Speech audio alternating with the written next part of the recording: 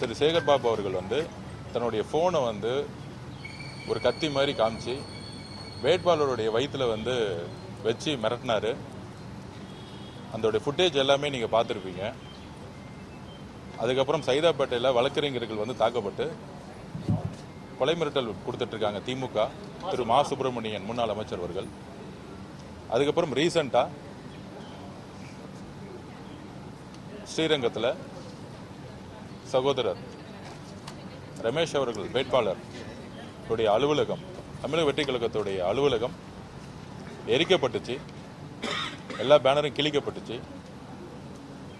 முக்கியமாக எங்களுடைய தலைவருடைய பேனர்லாம் எங்கே இருக்கோ அதெல்லாம் வந்து கிழிக்கப்பட்டு தூக்கி எறியப்பட்டுச்சு. இதெல்லாம் வந்து திமுக தன்னுடைய தோல்வியினுடைய அச்சத்தில் எங்களுடைய வேட்பாளர்களை மிரட்டுறதும்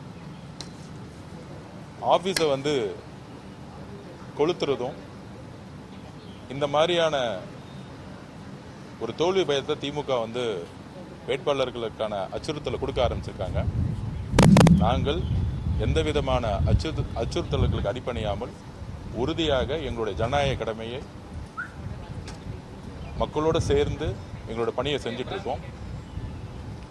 ஸோ அதில் இன்னைக்கு தலைமை தேர்தல் அதிகாரி திருமதி அர்ச்சனா பட்நாயக் மேடத்தை சந்தித்தோம், சிவனானந்த் சார் சந்தித்தோம்.